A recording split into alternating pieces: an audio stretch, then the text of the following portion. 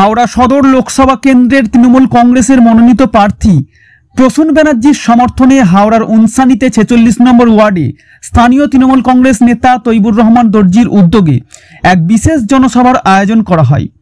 এদিনের এই জনসভায় উপস্থিত ছিলেন দক্ষিণ হাওড়া বিধায়িকা নন্দিতা চৌধুরী, রাজ্য তৃণমূল কংগ্রেসের সংখ্যালঘু সেলের সভাপতি এবং ইটাহারের বিধায়ক মোশাররফ হোসেন সহ আরো একাধিক নেতৃত্বগণ। আর বামফ্রন্টের স্লোগান ছিল আমার ভোট আমি দিব, তোমার ভোটটাও আমি দিব।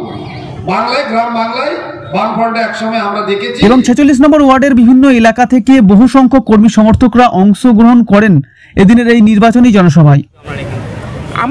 দেখুন, আমাদের দক্ষিণ হাওড়ায় আমরা সুন্দরভাবে একটা টিম করে আমরা কাজ করি এবং আমরা ভীষণভাবে উচ্ছ্বসিত যে আমাদের দক্ষিণ হাওড়ায় খুব ভালো রেজাল্ট হবে।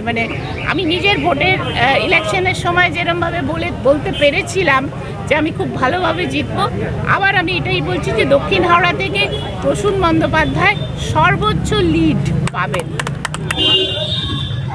তাই আজকে বামফ্রন্ট মাইক্রোস্কোপিক দলে পরিণত হয়েছে। আমার ভাষায় আণুবীক্ষণিক দল, চোখে দেখা যায় না, সাইনবোর্ড থেকে ব্ল্যাকবোর্ডে পরিণত হয়েছে।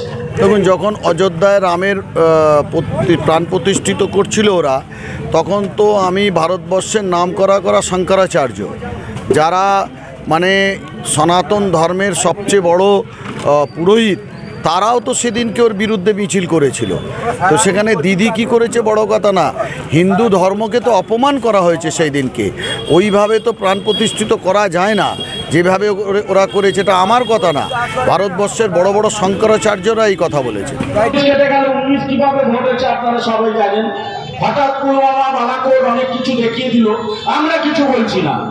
ওদের জম্মু কাশ্মীরের রাজ্যপাল বিজেপি ছেড়ে দেবার পর বলছে পুরোটাই চক্রান্ত ছিল, ভোটে জেতা চক্রান্ত, আমরা বলছি না। একটাই যাবে 42-42। আমরা আমাদের হাওড়া থেকে 2 তারিখ, ফেব্রুয়ারির 4 তারিখে ব্যালট দেখলেই দেখা যাবে যে আমরা 42-42 আমরা আমাদের দিল্লি চারটে বিভাগে থেকে আমরা দিল্লিতে দেখতে চাই। মানুষের বার্তা আমরা পৌঁছে দিচ্ছি মানুষের বার্তা।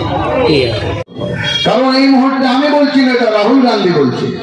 রাহুল গান্ধী একটা চিঠি লিখেছেন ঈশা খান চৌধুরীকে, বলছে ডিয়ার ঈশা খান চৌধুরী, আপনি আমাকে একটা আপিল করেছেন যে আমার বোন প্রিয়াঙ্কা ভাদ্রা গান্ধী আপনার জন্য স্টার ক্যাম্পেনার হিসেবে যাবে, কিন্তু আমরা সার্ভে করে দেখছি মালদা সিটে যদি আমরা ক্যাম্পেনিং করি আর কংগ্রেস যদি কিছু ভোট কেটে নেয় তাহলে সিটটা বিজেপি জিতে যাবে।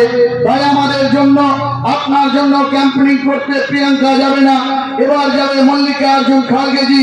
এবং ওখানে গিয়ে উনি কংগ্রেসের ওয়ার্কারদের এনকারেজ করবেন যে তৃণমূল কংগ্রেসকে ভোট দেওয়ার জন্য। কারণ মালদা সিটে যদি কংগ্রেসকে ভোট দেওয়া হয়, আমার আশঙ্কা হচ্ছে বিজেপি জিতে যাবে। পশ্চিম বাংলার 42 আসনে যদি কংগ্রেসের ঘটক দল সিপিএম কে ভোট দেওয়া হয় তাহলে বিজেপি জিতে যাবে। পশ্চিম বাংলার 42 আসনের মধ্যে অনেক জায়গায় কংগ্রেস সিপিএম এর দোষর এই আইএসএফ কে ভোট দিলে তাহলে সেখানে বিজেপি জিতে যাবে। তাই আমি কমিটেড, কংগ্রেস সবসময় কমিউনাল দলের সাথে লড়াই করে। তাই আমি আজকে বলছি, বাংলায় আমরা চাই 42 আসনে মমতা বন্দ্যোপাধ্যায়ের দল তৃণমূল কংগ্রেস জয়লাভ করুক। এটা আমার কথা না, কংগ্রেসের সর্বোচ্চ নেতৃত্ব রাহুল গান্ধী বলেছেন।